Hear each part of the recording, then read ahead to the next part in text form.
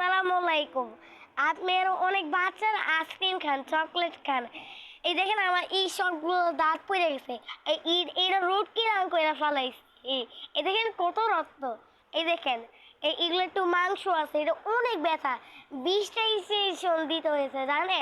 আর এটা রোগ কিরকম করে ফেলাইলে আর কোনো দিনই দাঁত উঠবে না।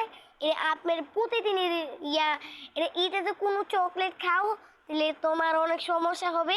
এটা তোমার ফালাইতে হয় তাহলে তোমার চোখ কানা হয়ে যাবে, কানা হয়ে যাবে, কানে শুনবা না, নাকে শুনবা না, কথা বলতে পারবা না, এরকমই।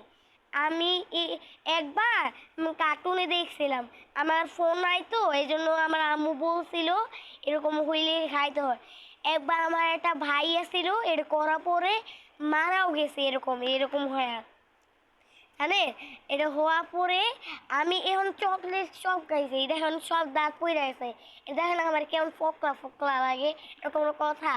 সবাই আমার সবাই পৃথিবী আসতে থাকে।